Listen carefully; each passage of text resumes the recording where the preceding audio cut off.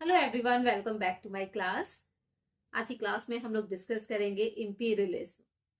तो इंपीरियलिज्म क्या है, टाइप्स ऑफ इंपीरियलिज्म, कॉलोनियलिज्म के साथ इसके डिफरेंस को भी डिस्कस करेंगे। देन कुछ थियरीज हैं इससे रिलेटेड, इनको भी हम यहाँ पर डिस्कस करेंगे। एंड इसके बाद डिक्लाइन ऑफ इंपीरियलिज्म। काफी सारी चीजें हैं डिस्कस करने के लिए, तो कहीं मत जाइएगा, वीडियो को लास्ट तक देखिएगा। But before starting my class, subscribe my channel and press the bell icon. जो भी एक्सिस्टिंग व्यूअर्स हैं जिन्होंने सब्सक्राइब किया है मेरा चैनल बट इन्होंने बेल आइकन को प्रेस नहीं किया होगा, क्योंकि आपके पास मेरे जो भी अपकमिंग वीडियोस हैं, जो भी नए वीडियोस आते हैं, उनके नोटिफिकेशंस नहीं पहुंचते हैं, राइट। तो आप बेल आइकन को प्रेस जरूर करिएगा। तो अपनी क्लास को स्टार्ट करते हैं without wasting time. The term imperialism has its roots in the Latin word imperium. तो imperialism ये जो वर्ड है, ये imperium एक लैटिन वर्ड है, इससे डिराइव हुआ है, जिसका मतलब होता है to command, to be sovereign और टू रूल। ठीक है, कमांड और रूल का मतलब आप समझते हैं, आदेश देना और रूल करना। सॉवरेन का मतलब होता है फ्री होना या इंडिपेंडेंट होना, इंटरनली एंड एक्सटर्नली, यानी कि अपने जो डिसीजंस हैं वो इंटरनली और एक्सटर्नली खुद ही लेना। ठीक है, तो कोई और कंट्री आपके ऊपर या आपके जो भी डिसीजंस हैं उनको नहीं ले सकता है। Initially coined in the 19th century. सबसे पहले ये जो वर्ड है 19th सेंचुरी में कॉइन हुआ था, नेपोलियन थर्ड को क्रिटिसाइज करने के लिए। So as you all know, Napoleon third की जो स्ट्रेटेजी रही थी उसको काफी क्रिटिसाइज किया गया था, और इसके बाद इसे इंपीरियलिज्म वर्ड का नाम दे दिया गया था। उसकी जितनी भी फॉरेन मिलिट्री एक्शंस थे, ठीक है, जितने भी उसने दूसरे कंट्रीज में, जो भी वीक कंट्रीज थे वहां पर जो भी मिलिट्री एक्शंस किए, ठीक है, पॉलिटिकल पावर को गेन करने के लिए, अपना एक्सपेंशन करने के लिए, ठीक है, तो उसको क्रिटिसाइज किया गया और इसे नाम दिया गया इंपीरियलिज्म।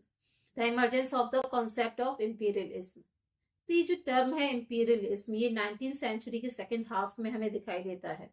देन रोगोव ये बात कहते हैं, the concept can be found in the dictionary since 1870।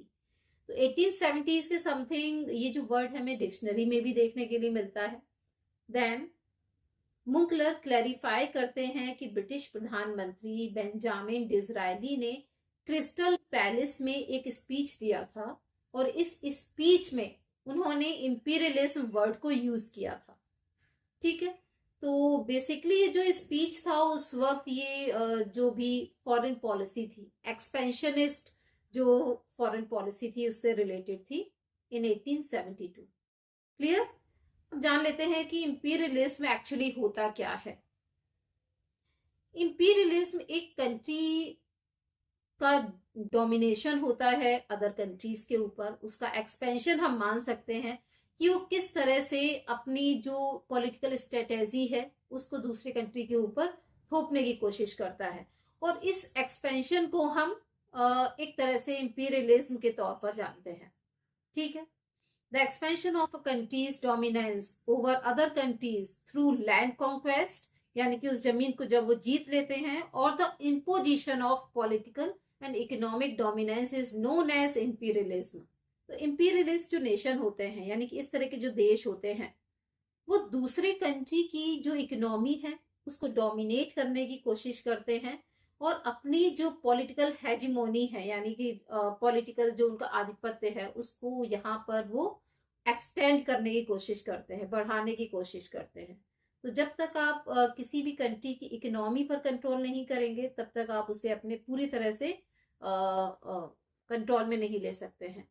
तो ब्रिटिशर्स ने भी यहाँ पर ये किया था। आप इस तरह से रिलेट कर सकते हैं कि जब ईस्ट इंडिया कंपनी इंडिया में आती है तो वो ट्रेड के पर्पज से आती है। उसने इंडिया में जो भी अपनी फैक्ट्रीज लगाई थी, उसके बाद इंडिया की इकोनॉमी को पहले अपने कंट्रोल में लिया था, टैक्सेस लगाना शुरू किया, लोगों पर लगान जो है वो लगाना शुरू किया, इकोनॉमी को अपने कंट्रोल में किया, और इस तरह से उन्होंने अपनी पॉलिटिकल हेजिमोनी को यहाँ पर एक्सटेंड किया for the benefit of their industrialist.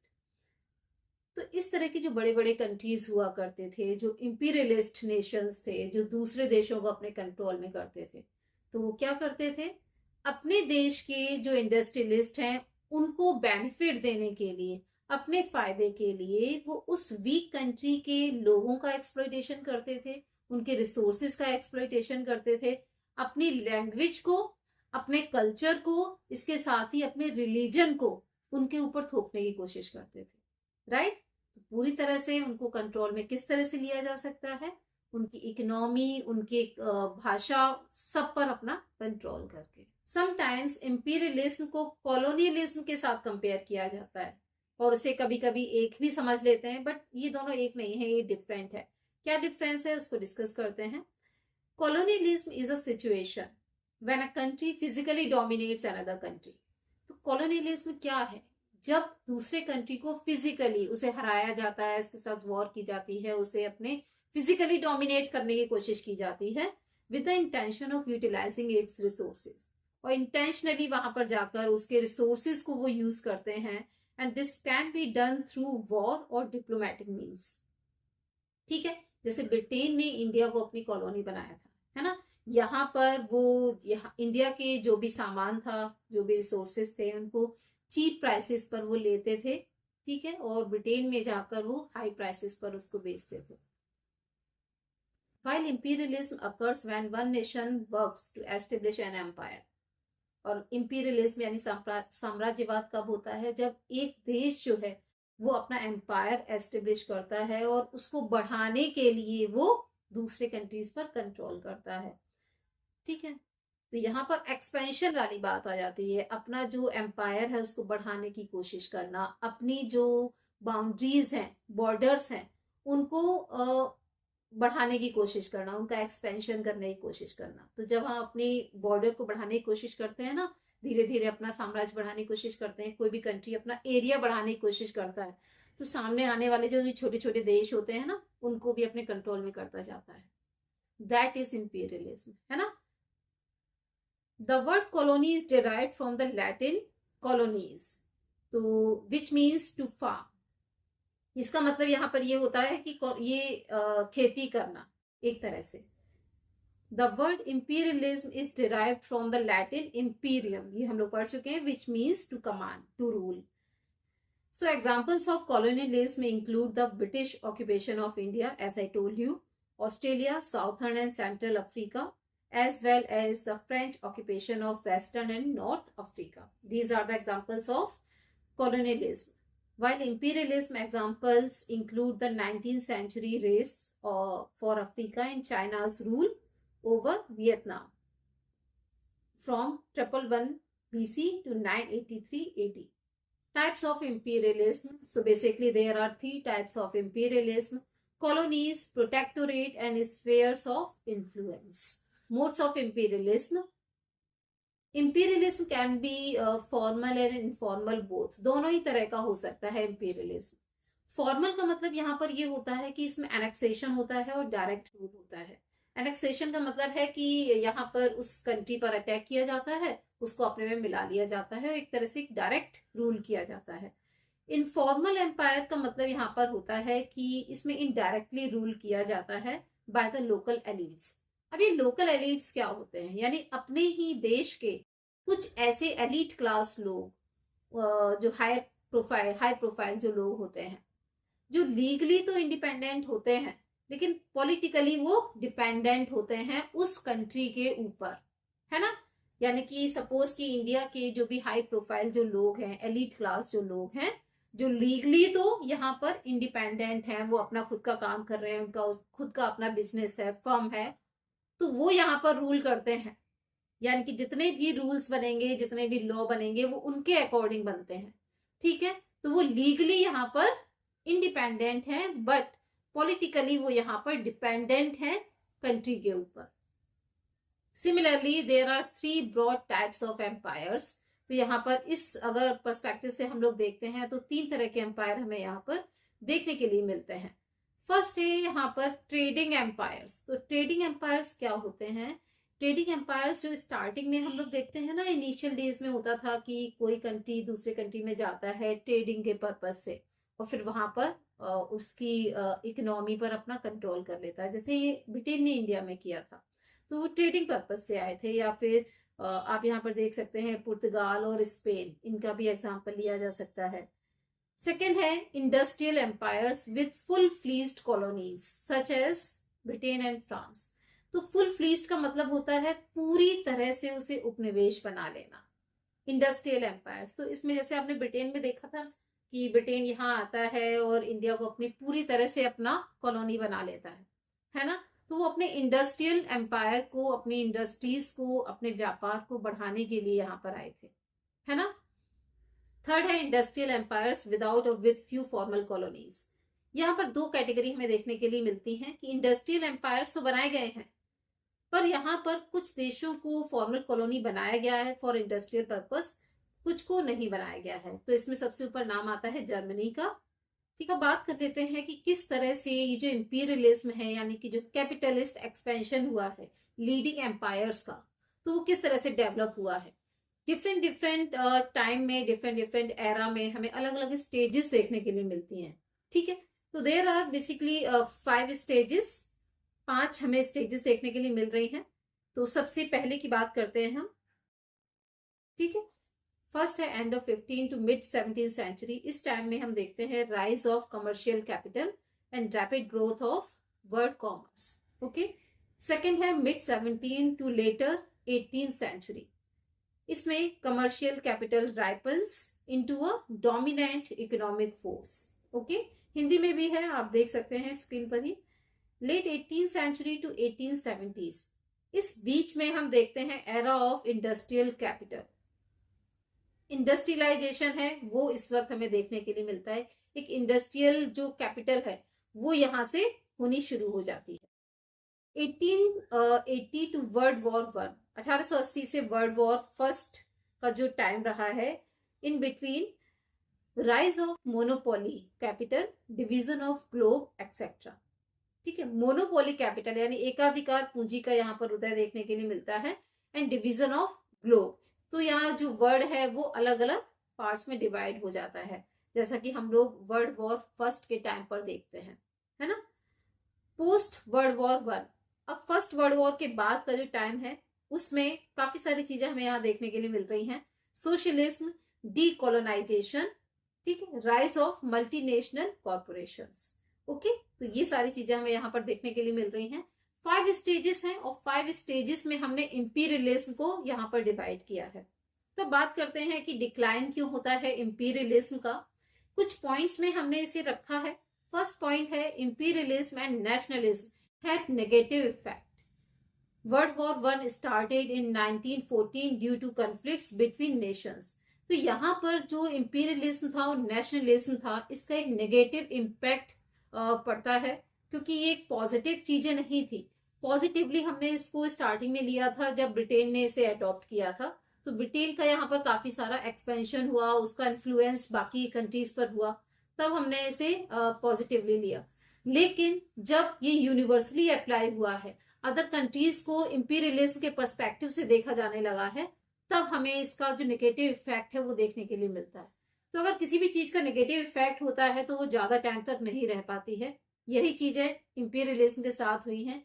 Imperialism और नेशनलिज्म, ये जो दो फीलिंग्स थी, दो कॉन्सेप्ट थे, इतना ज्यादा नेगेटिविटी लेकर आए कि एक तरह से इनका डिक्लाइन हो गया। ठीक है, इसके बाद जो फर्स्ट वर्ल्ड वॉर स्टार्ट होता है 1914 में, वो स्टार्ट होता है नेशंस के बीच में। क्यों? क्योंकि वो एक दूसरे को अपने कंट्रोल में करना चाह रहे थे। नेशनलिज्म की जो फीलिंग है वो काफी स्ट्रांग हो गई थी, है ना। हमने हिटलर और मुसोलिनी के बारे में सुना है, Germany, Nazi Germany and Italy के बारे में सुना है। तो ये सारी चीजें क्या थी? यही थी कि यहाँ पर नेशनलिज्म की जो फीलिंग थी वो काफी स्ट्रांग हो गई थी। कन्फ्लिक्ट होने लगे थे देशों के बीच में, और जिसकी वजह से फर्स्ट वर्ल्ड वॉर हुआ था। सेकेंड पॉइंट है Germany and Japan tried to build empires after first world war. और जब फर्स्ट वर्ल्ड वॉर खत्म होता है तो जर्मनी और जापान आते हैं जो अपना एम्पायर यहाँ पर बिल्ड करने की कोशिश करते हैं। World war second cost many lives and money. तो जब सेकेंड वर्ल्ड वॉर होता है तो इसमें काफी लोगों की जान जाती है, काफी पैसा खर्च होता है, देशों का काफी नुकसान होता है, काफी वीक हो जाते हैं। इसके बाद वो सेकेंड वर्ल्ड वॉर के बाद यूएनओ बनाते हैं। तो यूएनओ का जो बेसिक ऑब्जेक्टिव था, पर्पस था, वो यही था कि वर्ल्ड में, दुनिया में पीस को मेंटेन करना, है ना। जो कंट्रीज हैं जो यूएनओ में शामिल होने वाले हैं, या दुनिया के जो भी देश हैं, वो एक दूसरे के साथ पीसफुली रहें, है ना, यही तो था। टुगेदरनेस की जो फीलिंग है वो मेंटेन करना। Decolonisation was widely practiced during the Cold War that followed. तो जब सेकेंड वर्ल्ड वॉर के बाद फिर हम कोल्ड वॉर देखते हैं तो डीकोलोनाइजेशन भी होता है। कई सारे जो कंट्रीज थे वो अपनी कॉलोनीज को फ्री कर देते हैं, है ना। India and several African colonial states gained independence from Britain. तो ब्रिटेन ने भी अपने जो इंडिया था और अदर जो अफ्रीकन कॉलोनियल स्टेट्स थे उनको फ्री कर दिया था। After Second World War, United States and former Soviet Union emerged as dominant superpowers. As you all know, तो Second World War के बाद United States and Soviet Union ये दो मेन कंट्रीज थे, पावरफुल कंट्रीज थे। At the same time British imperialism जो था वो भी यहाँ पर हमें देखने के लिए थोड़ा बहुत मिलता है through involvement in events like the 1953 Iranian coup, यानी कि जो ईरान में जो तख्ता पलट हुआ, या इसके बाद जो 1956 में स्वेज क्राइसिस हुआ। तो ये जो इवेंट्स थे ये हमें ब्रिटिश जो इंपीरियलिज्म है इसको भी यहाँ पर दिखाते हैं। During the cold war 1947 to 1991, जब तक जो सोवियत यूनियन है उसका डिक्लाइन नहीं होता है, तब तक the Soviet union faced severe challenges. उसको यहाँ पे काफी सारे चैलेंजेस फेस करने पड़े थे, leading to its formal disintegration on 26 December 1991। Starting में जो इनिशियल फेज था उसमें तो सोवियत यूनियन काफी पावरफुल रहता है, बट 1991 आते आते सोवियत यूनियन का डिसइंटीग्रेशन हो जाता है, वो कई पार्ट्स में यहाँ पर बट जाता है। ठीक है, तो इसके लिए मैंने मेरी कोल्ड वॉर पर 2 वीडियो हैं, वो आप जाकर देख सकते हैं। तो उसमें जितने भी कोल्ड वॉर से रिलेटेड इवेंट्स हैं, जो मेजर इवेंट्स हैं, उनको आप वहां पर देख सकते हैं। तो इस तरह से जब सोवियत यूनियन के कई पार्ट्स हो जाते हैं तो फिर वो एक तरह से र्यून हो जाता है, खत्म हो जाता है, मिलिट्री पावर उसकी खत्म हो जाती है, उसका जो कम्युनिस्ट पॉलिटिकल सिस्टम है वो कोलैप्स हो जाता है ना। Dissolution agreement granted independence to the various colonial or satellite states of the Soviet Empire. तो जैसे ही ये एक तरह का डिसोल्यूशन एग्रीमेंट होता है तो इससे जो सोवियत यूनियन ने जो भी अपनी कॉलोनीज बनाई थी उनको खुद में शामिल किया था, वो अब अलग अलग हो जाते हैं और सोवियत एम्पायर से, और अपना एक अलग डोमिनियन स्टेट बना लेते हैं, है ना। As the Soviet Union dissolve, तो जैसे ही वो डिसॉल्व होता है, भंग होता है, United States emerged as a major world power and the origin of contemporary imperialism. जब 2 ही कंट्रीज बचे थे आफ्टर सेकेंड वर्ल्ड वॉर, उसमें से भी एक जो है उसका डिसोल्यूशन हो जाता है, वो डिसॉल्व हो जाता है ना। तो यहाँ पर एक ही सुपर पावर बचता है, वो है अमेरिका, है ना।